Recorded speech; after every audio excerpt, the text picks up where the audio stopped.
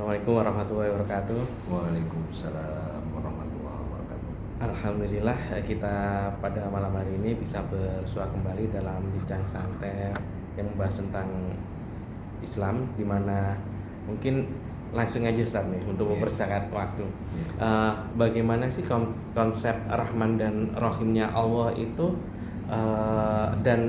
dan berkaitan dengan ridho Allah, untuk kita sebagai umat Islam itu gimana sih Ustaz? Ya. Bismillahirrahmanirrahim. Jadi pertama kita sudah biasa mengucapkan Bismillahirrahmanirrahim. Sebenarnya dengan nama Allah Ar-Rahman Ar-Rahim itu sifat Allah dari Asmaul Husna. Ar-Rahman itu sama Ar-Rahim sebenarnya artinya sama, rahmat Allah. Bedanya apa? Bedanya Ar-Rahman itu rahmat Allah di dunia untuk semuanya, tidak dipilih-pilih. Orang baik, orang buruk, penjahat, orang bertakwa, orang beriman, tidak beriman, diberi semua. Dari mana tahu? Dari Allah.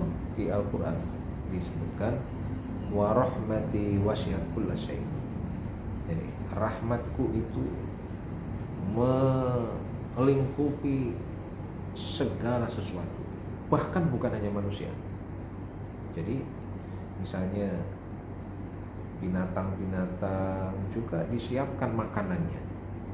Panda, kenapa kok suka bambu gitu kan? Itu kan tidak mudah itu. Kambing suka rumput, sudah dikasih kapling sendiri-sendiri dan disiapkan barang makanannya.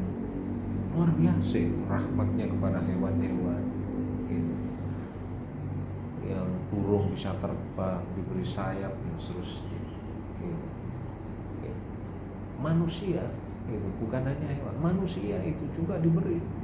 Mau orang bertakwa seperti Nabi Sulaiman dijadikan penguasa, Abu Bakar Siddiq diberi kekuasaan, Nabi Muhammad diberi kekuasaan memimpin negara gitu. Tapi seperti Fir'aun itu juga diberi kekuasaan gitu.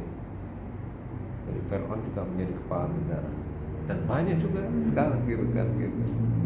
Jadi Allah jelas di dalam Al-Quran mengatakan tu'til mulka man tasya, diberikanlah kekuasaan kepada siapa saja yang dikehendaki, bukan orang yang beriman, enggak gitu.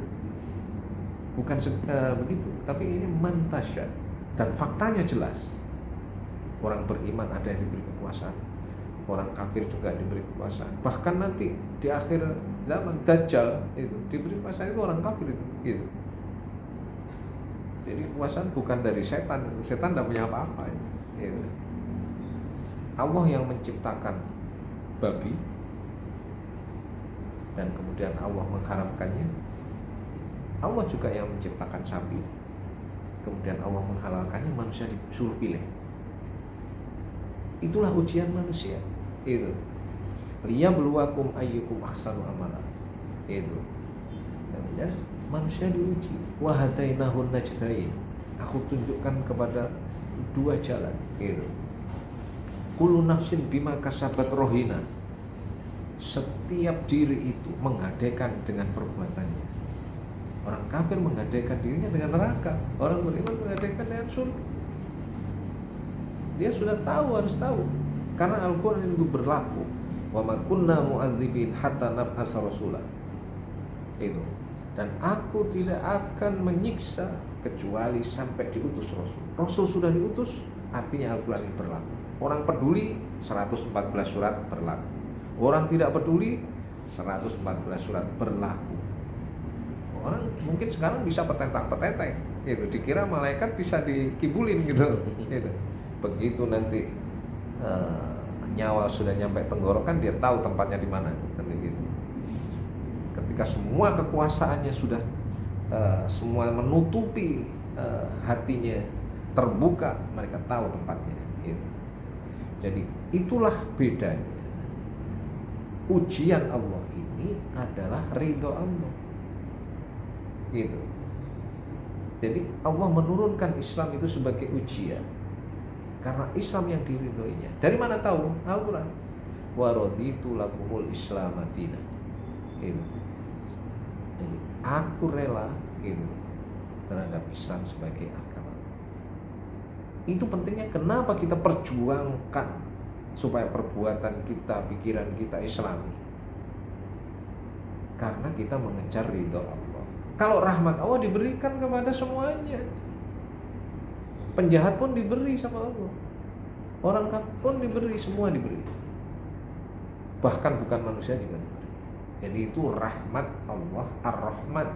Wa rahmati wasi'at kulla syai'.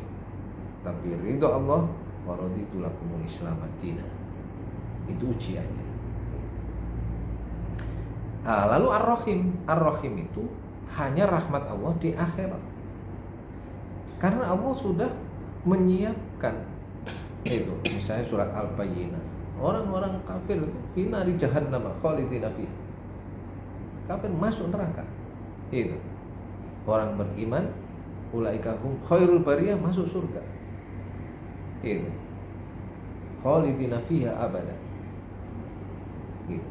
Jadi rahmat Allah di akhirat itu hanya untuk orang beriman. Gitu. Orang yang tidak beriman, orang kafir menentang kepada Allah, memberontak kepada Allah, maksudnya masuk neraka. Kau bisa tahu? Gitu. Inna wa la yukhliful mi'ad. Hari kiamat belum datang loh ini, gitu. Gitu.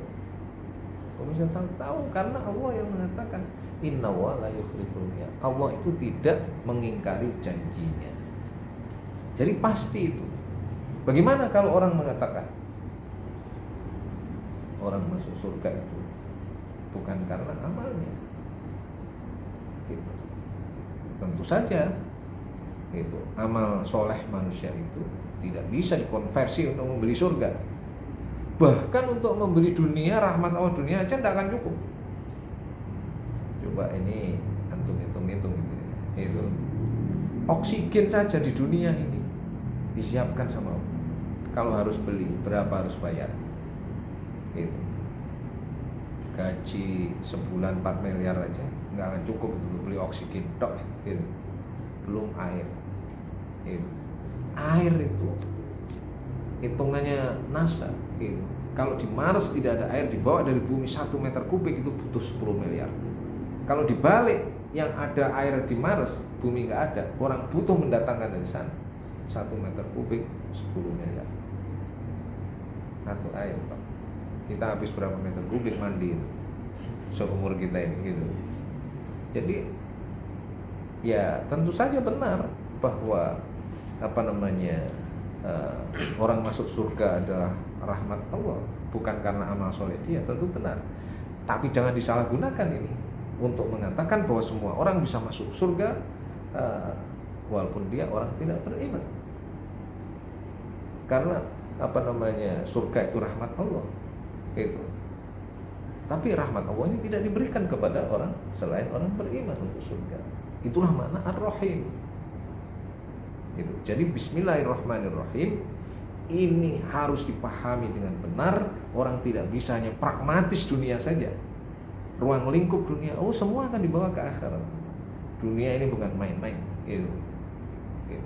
Tapi dunia ini serius. Kalau permainan kan ya menang kalah selesai kan, bola misalnya menang kalah dapat hadiah selesai, nggak ada pertanggungjawaban berikutnya gitu. Tapi ini dunia ini serius, semua perbuatan manusia ini mengandung akidah dan syariat,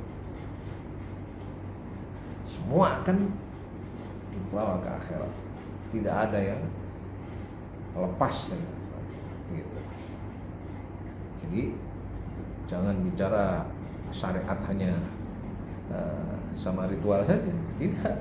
Itu semua perbuatan manusia itu memiliki ranah akidah, syariat, teknis dan sarana.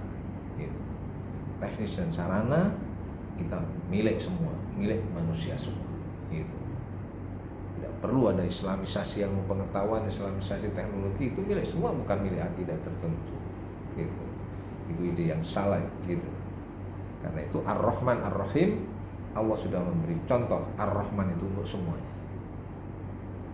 Wasi'at kulla syai' wa rahmati wasi'at kulla syai'. Jadi Ar-Rahman Ar-Rahim kita harus pahami bahwa Allah Maha memberi rahmat kepada semuanya di dunia, tetapi rahmat Allah hanya berlaku untuk beriman, orang beriman di akhirat, yaitu dengan surga, dan yang tidak mereka akan masukkan neraka. Itu closing statement. Baik, dengan pemahaman kita yang menyeluruh tentang makna Bismillahirrahmanirrahim ini, Ustaz ya, insya Allah memberikan pemahaman kepada kita bahwasanya kita diberi rahmat oleh Allah di dunia, dan itu diberikan rahmatnya Allah itu diberikan di dunia kepada seluruh manusia, jin, dan seluruh alam dunia ini. Dan sedangkan ar-rahimnya Allah diberikan Allah kepada orang-orang yang beriman saja di akhirat. Insya Allah gitu ya, Ustaz? Iya, betul sekali. Ya, mungkin itu pembicaraan kita pada malam hari ini. Kita akhiri dengan doa akhir majelis. Subhanakallahumma wa bihamdika asyhadu an la ilaha illa anta astaghfiruka wa atubu ilaik.